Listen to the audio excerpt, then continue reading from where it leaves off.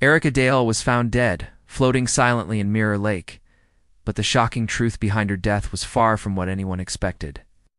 Daniel Kearns, the respected businessman she secretly loved, and his seemingly perfect wife Megan, both hid dark secrets that would unravel a web of betrayal, silence, and deadly choices. What really happened that night at the cabin will leave you questioning everything you thought you knew.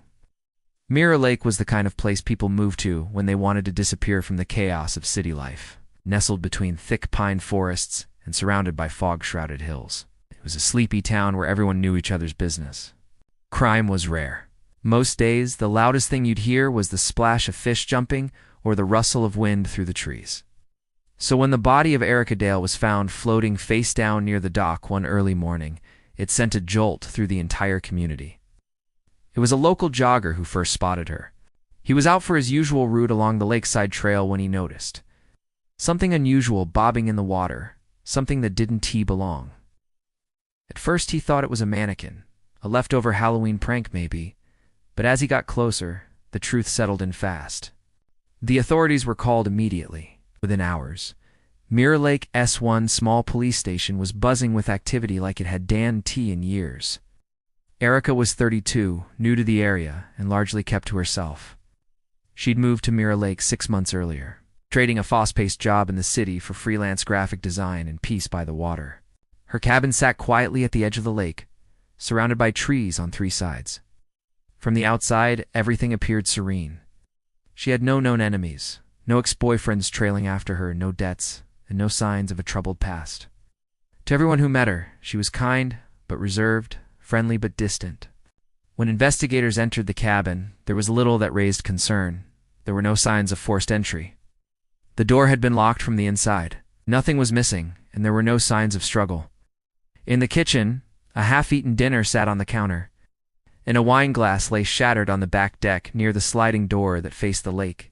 It looked like Erica might have slipped while stepping outside, lost her balance, hit her head, and fallen into the cold, dark water. The coroner's report listed drowning as the cause of death. There were no defensive wounds, no toxins in her system, and only a faint bruise on her temple that could be explained by the fall. To the local police, it seemed like a tragic accident. With no clear evidence of foul play, the investigation was brief. Within 2 days, the case was closed. Erica's name became just another sad footnote in the town's otherwise uneventful history, but something about it didn't sit right. Some locals whispered that it felt too neat, too convenient. Others quickly dismissed it. Accidents happened, even in peaceful towns like Mirror Lake. The only person who refused to accept the official story was Erica's younger sister Mallory. She had spoken to Erica just days before the incident and recalled her sounding unusually anxious. Erica had even hinted at wanting to share something important, something she said she had finally figured out. But whatever it was, she never got the chance to explain. Mallory Dale had always been close to her sister, even if distance and time had slowly pulled them apart. When Erica moved to Mirror Lake, Mallory had understood the need for a fresh start. Erica had been through a difficult breakup, a draining job, and a city that never stopped pressing down on her. Mallory had thought the quiet cabin by the lake might finally bring her sister some peace. But now, standing at the edge of that same dock, where Erica's body had been pulled from the water, all Mallory felt was unease. The official story didn't make sense. Erica was a cautious person, by nature careful, methodical, never one to take unnecessary risks. She was also an excellent swimmer. They had grown up spending summers by the ocean, swimming in strong currents and diving off rocky cliffs. The idea that she would slip and drown in still lake water seemed impossible. And that phone call from a few days before Erica's death lingered in Mallory's mind. Erica had sounded nervous, on edge, almost paranoid. She had said, "I think I've figured it out," and then changed the subject. Mallory hadn't pushed. No, she regretted it. Determined to find answers, Mallory returned to her sister's cabin. The police had already combed through it, but she believed they had missed something, some clue hiding in plain sight. The cabin was neat, almost too neat. Erica had always been a bit of a clutterbug, especially when working on a project. But everything looked staged, as if someone had tidied up after her. That's when Mallory noticed the laptop on the desk, closed, but still powered on. She opened it and found it locked behind a password. After several failed attempts, she tried Malika, an old childhood nickname Erica had given her. The screen unlocked instantly. The desktop was mostly empty, except for one folder labeled Photos. Inside, dozens of files had been recently deleted, but Mallory knew her way around recovery software. Within an hour, she had restored a hidden folder called Private. The contents made her heart pound. There were photos, some of Erica alone, others taken discreetly, showing her with a man Mallory didn't recognize. The images were dated over the last 2 months. Some were taken in public, others in the cabin. One file, a scanned document, revealed the man's name, Daniel Kearns. A quick search confirmed he was a respected local businessman, married with 2 children and heavily involved in the community. On paper, he was untouchable. But Erica had been documenting their relationship in secret. Text message, screenshots, notes, even what looked like an unfinished letter all painted a picture of a relationship that started out romantic but had grown complicated. In one note, Erica wrote, "He's not who he pretends to be. I'm scared. If anything happens to me, start here." Mallory printed everything and went straight to the police. They reopened the case and brought Daniel in for questioning, admitted to the affair, but insisted it had ended weeks before Erica's death. He claimed he hadn't seen or spoken to her since. Without evidence placing him at the scene, there was nothing to charge him with. The case stalled again. But Mallory wasn't giving up, not when she could feel the truth still waiting to be uncovered. Weeks passed, and the reopened investigation into Erica Dale's death began to cool once again. Without hard evidence linking Daniel Kearns to the scene, the police had nothing concrete to hold him on. He had powerful friends in town, and his reputation seemed to shield him from real scrutiny. The local news barely touched the story, referring to it as a sensitive personal matter. Mallory felt like she was screaming into a void. She had done everything she could. She had given the police Erica's files, had pointed them straight at Daniel, and still there were no answers. It felt like the case was slipping away again. Then something strange happened. Late one evening, a plain white envelope was slipped through the mail slot of the Mirror Lake Police Department. No return address, no fingerprints, just 5 words scribbled in black ink. "Look in the garden shed." There was no explanation, no signature, no clue as to who had sent it. At first the officers thought it was a prank, but with the case already drawing whispers in town, they couldn't ignore it. The next morning they returned to Erica's cabin to check it out. The shed sat a few yards from the cabin, tucked behind a clump of pine trees. It was small and weathered, filled with gardening tools, boxes of paint, and odds and ends Erica had probably never unpacked. At first glance, there was nothing suspicious until one officer noticed a narrow slit near the top of the interior wall. Climbing up to investigate, he found something lodged in the rafters. A small, weatherproof security camera. It was hidden so well that it hadn't been noticed during the original search, or even during the case's reopening. The camera was old, but intact.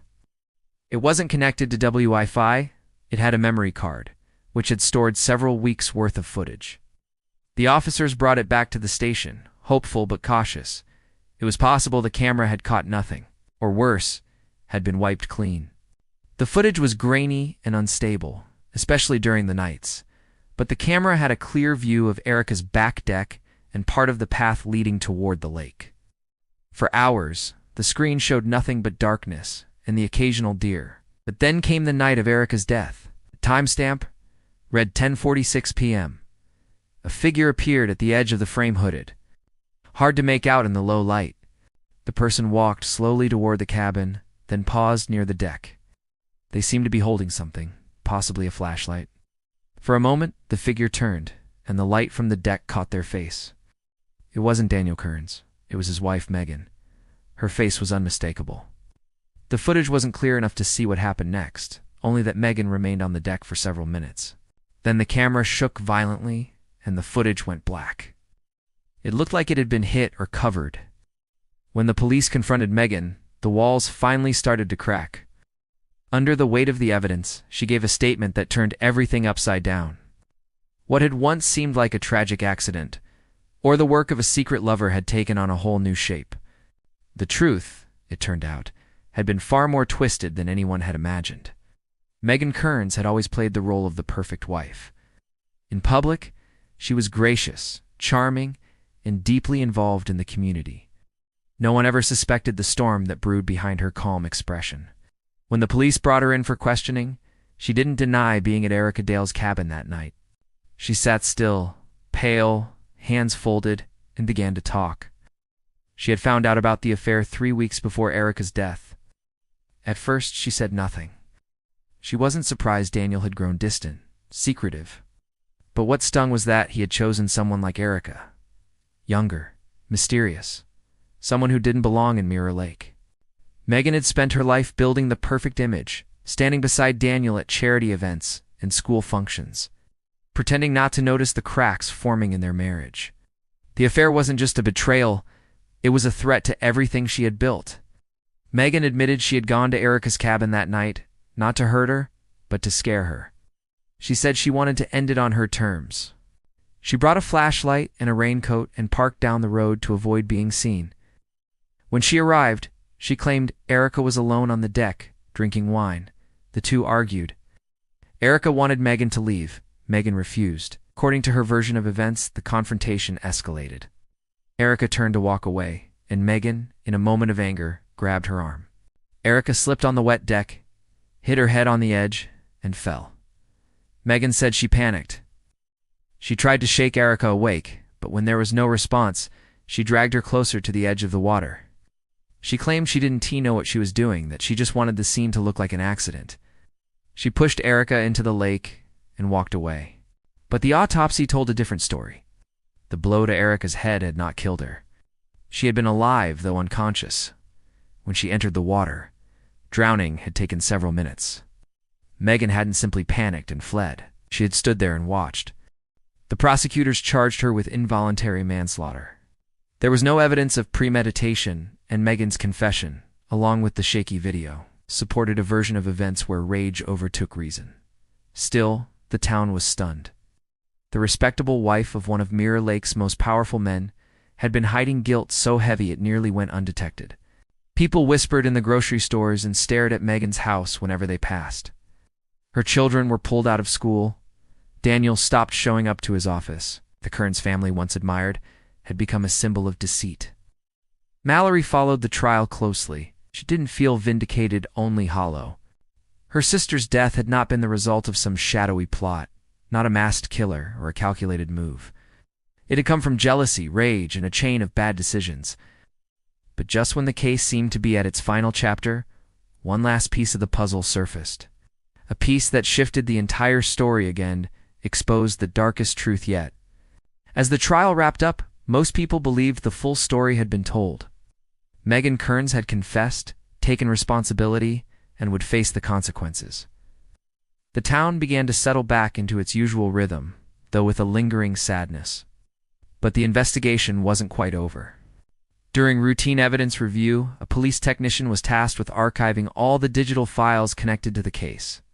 Among the items was a backup memory card from Erica's garden shed camera. This second camera angle had been overlooked during the frantic early days of the investigation. Footage had been stored separately, and until now, no one had bothered to analyze it thoroughly. The technician was surprised by what they found. The video showed the same night as the fatal encounter, but from a different perspective. It captured the edge of the dock and part of the path leading to the cabin from the woods. The night was still, shadows stretching across the screen. For several minutes, the scene was empty. Then, a figure appeared, quiet, cautious, almost ghost-like. It was Daniel Kearns. He moved slowly through the shadows, keeping to the tree line, watching the cabin without making a sound. His face was partly hidden by a hood, but there was no mistaking him. He stayed in place for over 5 minutes, hidden from view, but close enough to see what was happening. What the camera captured was chilling. Megan arrived first. The argument took place. And after she left, Daniel approached the deck where Erica's body lay in the water. Instead of helping, instead of calling for help, Daniel merely knelt beside her and stared. He reached out once, but then pulled back his hand. For a long time, he just watched.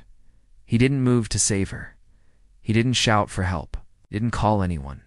When Erica finally slipped beneath the water, Daniel stood, turned, and walked away into the night.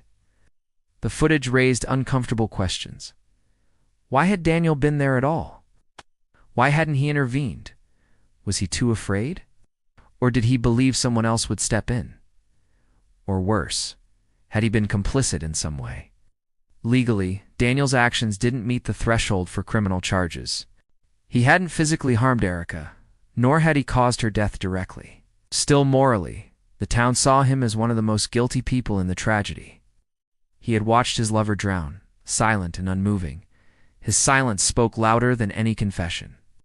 The revelation shattered Daniel's already fragile reputation. Sponsors and clients cut ties with him. His marriage was destroyed, and his children stopped speaking to him. He left Mirror Lake soon after, unable to face the judgment and whispers. Mallory, though grateful for the truth, felt no closure. The case had begun as a tragic accident, turned into a story of jealousy and rage, only to end in a haunting portrait of human failure. Her sister had been betrayed by two people, one who had acted in a moment of fury and one who had stood by and watched. Mirror Lake returned to its quiet existence. But the story of Erica Dale lived on, a reminder that behind the peaceful surface, darkness could still lurk. And sometimes the most shocking truth isn't who pulled the trigger, but who chose to do nothing at all.